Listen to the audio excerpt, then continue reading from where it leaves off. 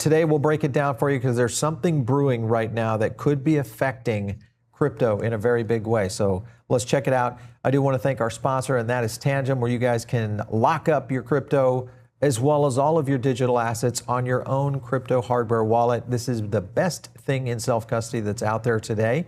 If you haven't got into self-custody yet, you should be.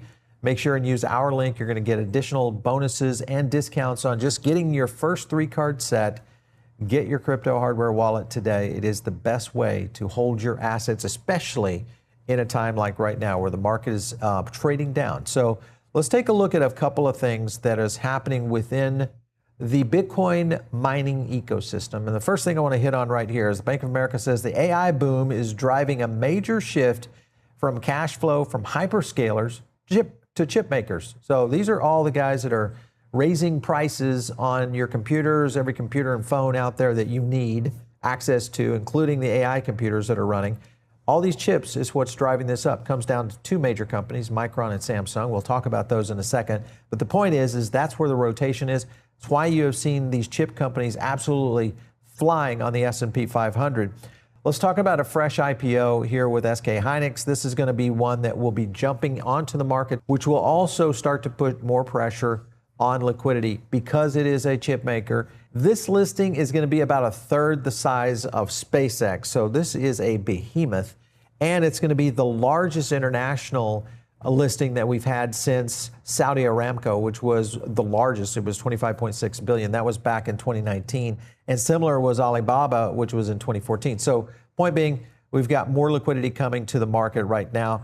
2 blockbuster public debuts of AI stocks could also pull a lot more capital from crypto in general. This is where we're going with this. The other one to kind of keep an eye on right here is a little company, I shouldn't say little, called CXMT. This is a Chinese chip maker right now. Right now, they're valued at about 4.3 billion through possible listing. This is going to be going on the Shanghai listing. Every major manufacturer out there of any kind of device needs chips to be able to produce them.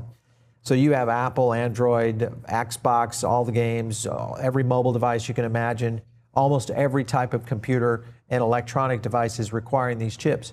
There's 2 major companies out there, Micron and Samsung. Now what you've got is China trying to position essentially a state-sponsored CXMT company that will start to do this, and they are growing very fast. In other words, they're starting to expand dramatically. If you look at their market share right now, you can kind of compare right here with Micron, their Sky Hynix, Samsung taking the bulk of it. And then you look at this small amount right there, CXMT, 8%. Just kind of compare this all the way back to Q1 of 2025. That was 3% growth, 4, 6, 8, and now 8 again.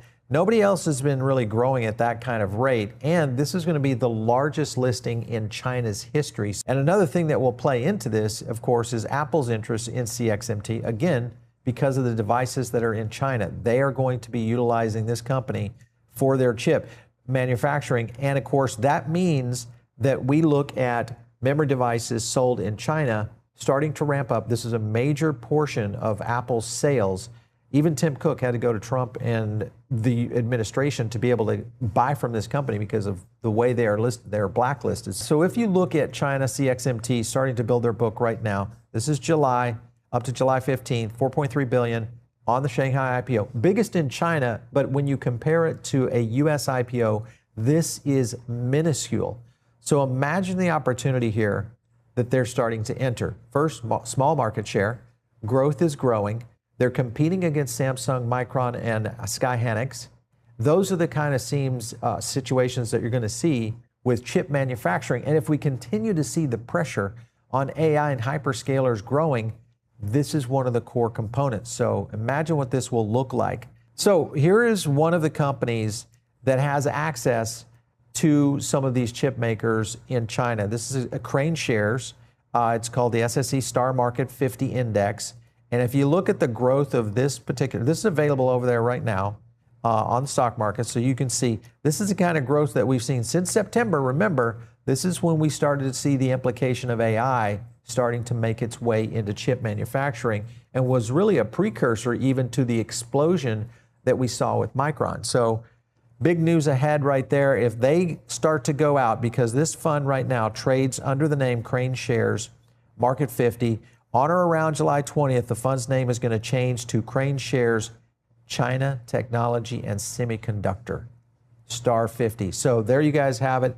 Let me go over here to Crane Shares, just on the chart right now. This is June of 2025. Just to take a look, people are starting to move on this, and look at this green candle right here. That's the daily right now as we're recording this.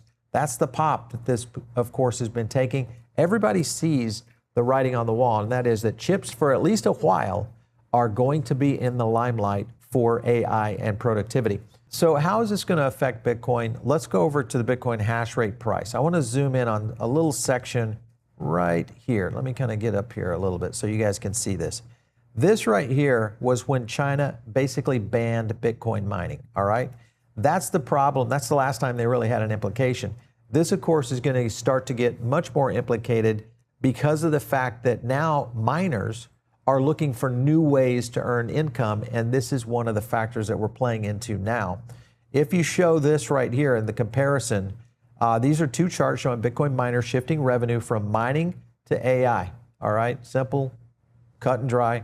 Company comparison, this was 2024 versus the projected 2026 revenue, and this is on Terawulf, and I'll explain why here in a second. But you can kind of see here's the Q1 of 2025, and then here it is, right here. The shift has started to occur of where we're starting to see these chips being leased out and used for AI instead of Bitcoin mining. So when you look at the importance of hash rate, because this tells the market it pretty much controls everything, we saw this drawdown, this massive drawdown in January of 26.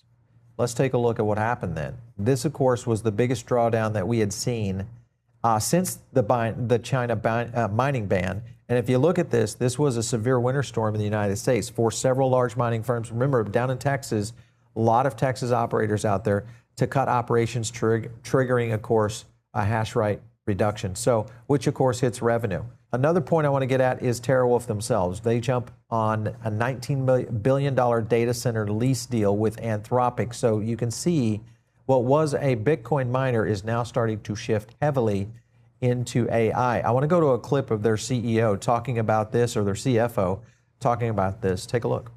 You know, that means average annual net operating income of about 800 million.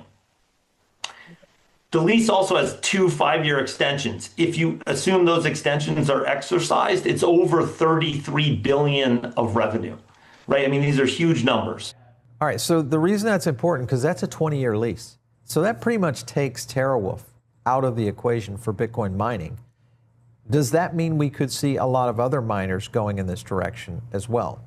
Let's take a look at the active addresses historical chart. And this really happened right when the ETF started to hit. This is the fall off.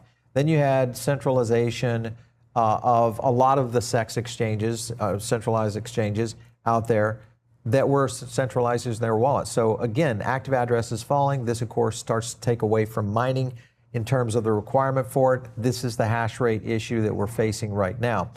Now, Lynn Alden is trying to address this issue. We should probably get her on to talk about this. But she talks about Bitcoin mining is going to end up in maybe other hands. Take a look. It does make sense economically to shift more toward AI. And I think that kind of pushes Bitcoin miners toward the scrappier parts of the market, the ones going out to get the stranded natural gas. And if anything, that should be decentralizing for the network. Where are we at in terms of the cost to actually mine Bitcoin versus the spot price? I don't have it in front of me at the moment. I mean, right now, pure Bitcoin miners it's rough out there. Yeah. It's a rough time out there for miners. So when do you think capital will rotate back into Bitcoin? The current chip move has to slow down. All right, so she hit it on the head right there, and that's the current chip move needs to slow down. And the rotation of capital, I don't think is going to slow down, especially if we continue to see migration of these miners moving after. It's kind of like a circle jerk here. You've got AI growing, which creates the demand.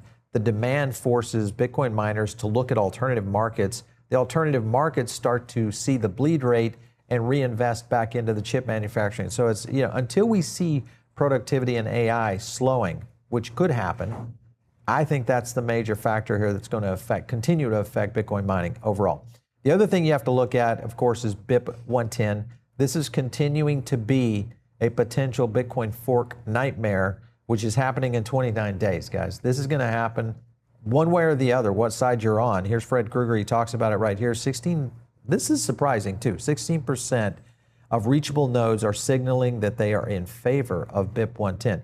Go do some research on it. We've done a full video on that to kind of explain this, but basically it splits Bitcoin into two major areas. The other area you have to look at is sentiment around BIP 110, and this is Udi kind of talking about it. It's achieved the goal already. It's already won because it's utterly destroyed Bitcoin Core as an org, and it's exposing the intellectual bankruptcy of open source Bitcoin community. So not happy out there with the way things are going.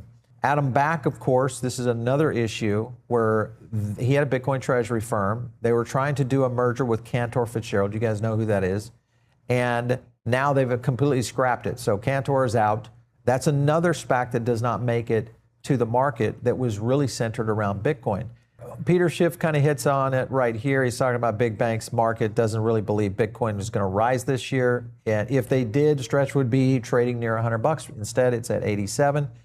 Agree with him there. We've talked about this quite a bit. Pricing and substantial, very dividend cut risk. So this is another factor that plays into all of this for Bitcoin's price. Now, I've got a clip here of Michael Saylor talking about something kind of shocking. Listen. The downstream step is just take 60% credit, 40% currency, and create a Bitcoin-backed stablecoin that pays 7%. And right now, stablecoins pay 0%. What happens to Stretch if Bitcoin falls to 20,000, 50,000 and stay there for 18, maybe 24 months? Would the investors still receive their promised yield? Is there a point at which they would lose their principal? The company is way over collateralized right now. So if Bitcoin were to fall 92%, then that's very bad for the equity. We'd have to refinance the debt, right? And it probably causes the credit to trade weak at 90%. But I don't think we would default on anything. If Bitcoin falls 70%, again, I can't guarantee what prices all of the credit trade at because that's a market sentiment thing, but we wouldn't miss the dividends. All right, so a lot to unpack there. The key is that I think Saylor sees it. First of all, he is wrong about one thing, and that is the market is paying 7% on stablecoins, and they're all piling in on this. Robinhood announced it with USDG in their vaults. Now Coinbase One members can earn 7%, and when lending USDC. So it is out there right now and available.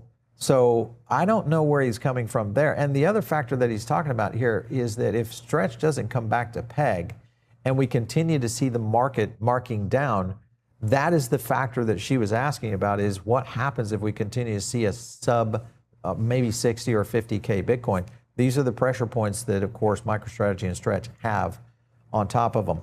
He also mentioned sentiment. And I think that is the biggest thing. We've talked about this quite a bit here on the channel, is that Bitcoin, along with crypto, trades on sentiment. And I think they have finally realized, yes, that is the case. Another factor that plays into all of this narrative is what's going on with Aave. Because right now, Aave has now launched their program where stable vaults power their new program. Eventually, you're going to be able to get, I shouldn't say eventually, now you're able to get vaults on, instead of a variable rate, a fixed rate. So you'll have the chance of being able to compete with deals like Stretch. This is where it gets very interesting versus the volatility of what we could be seeing on some of these other products that are out there around Bitcoin. So last point I want to hit on is, well, if you look at this statement from, and we go back into the archives here, this is a statement from Jensen Huang, CEO of NVIDIA, but this was back in 2021. And what he was talking about here was that the value of Ethereum was going to be advancing in crypto mining, especially as global semiconductor shortages start to rise. So did he see the future here? Semiconductor shortages driving pressure on Bitcoin miners, miners now shifting to AI, and Ethereum going to proof of stake, which starts to change everything. So his point, ETH was the winner here and may end up being the winner long run as we start to see this market change. So this is I know it's a complex thesis of understanding why chips, AI are affecting Bitcoin and crypto in general, but also look at just the liquidity and the sentiment nature of how trading works. Once you start to see that, things will clear up for you. Hopefully you guys can subscribe, and we'll do more on this soon.